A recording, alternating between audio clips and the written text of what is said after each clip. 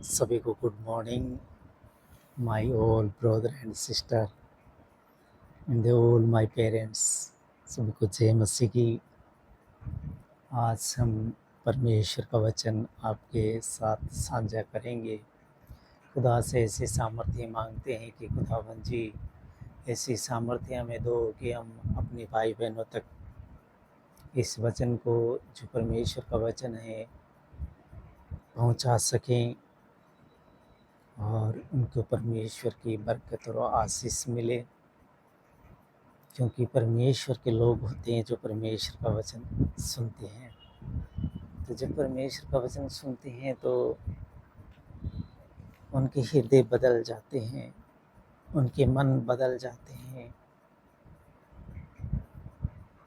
उनके कई सारे नेगेटिव विचार होते हैं वो चले जाते हैं और धीरे धीरे परमेश्वर की तरफ बढ़ने लगते हैं। अगर हम परमेश्वर की तरफ में एक सीढ़ी को बढ़ाते हैं, एक सीढ़ी के ऊपर में हम चढ़ते हैं, एक पैर को हम रखते हैं, तो परमेश्वर हमारे लिए हजारों सीढ़ियाँ उतर के नीचे आता है और हमारा हाथ पकड़ता है।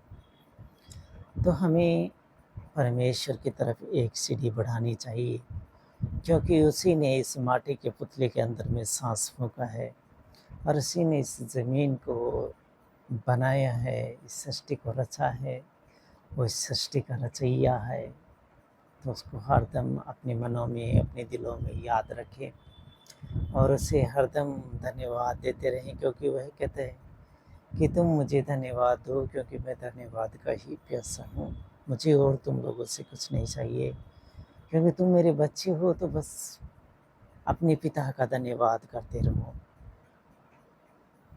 अपने पिता का धन्यवाद करते रहो, अपने पिता का धन्यवाद करते रहो। अगर हम धन्यवाद देते हैं तो पिता की प्यास बुझती है, और जब किसी की प्यास बुझती है तो आपको पता है कि अगर हम इंसान होते, किसी ने हमें पानी पिलाया तो हम उसको कहते हैं कि तेरा भला हो।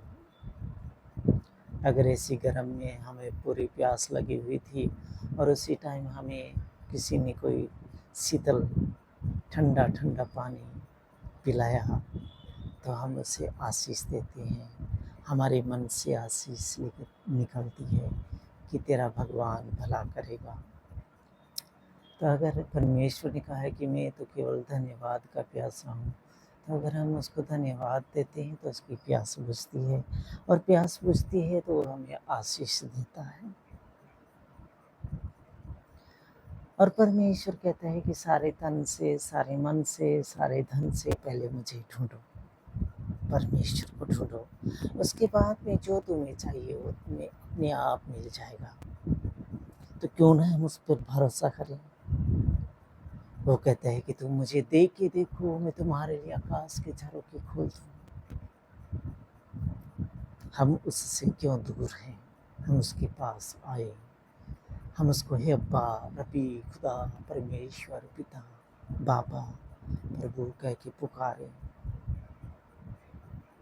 वो हमारा परमेश्वर हमसे बहुत प्यार करता है, अनकंडीशनली लव करता है वो हमसे। तो हम भी उससे सच्चे दिल से तौबा करें, परमेश्वर से, पिता से, क्योंकि वो हमारा पिता है। तो यहाँ पर पहली आयत कहती है, आज हम पढ़ेंगे वचन संहिता 80 अध्याय। इजरायली जाति के लिए प्रार्थना है, इजराइल की जाति के लिए प्रार्थना।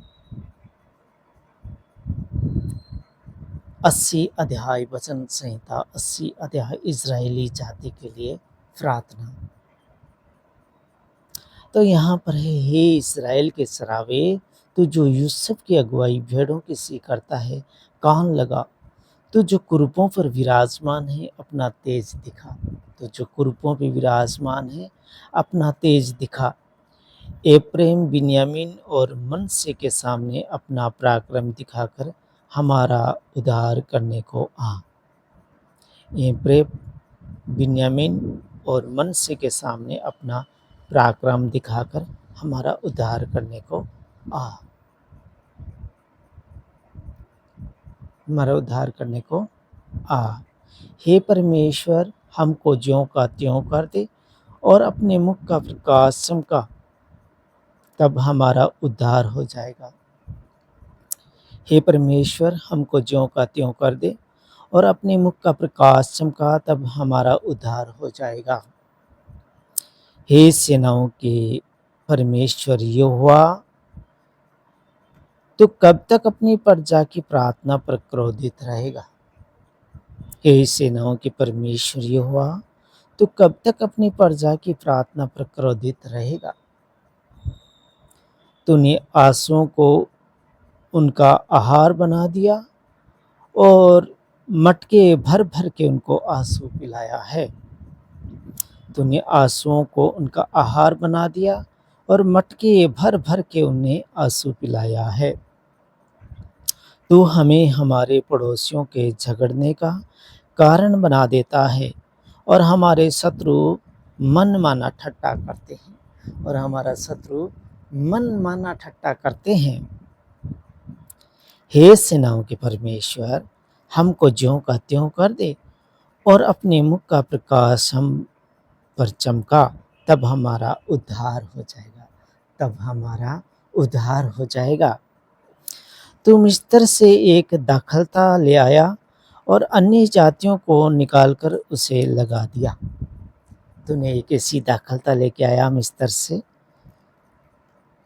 और अन्य जातियों को निकालकर उसे लगा दिया। तूने उसके लिए स्थान तैयार किया है और उसने जड़ पकड़ी और फैलकर देश को भर दिया। भर कर तैयार किया और उसे जड़ पकड़ी और फैलकर देश को भर दिया। उसकी छाया पहाड़ों पर फैल गई,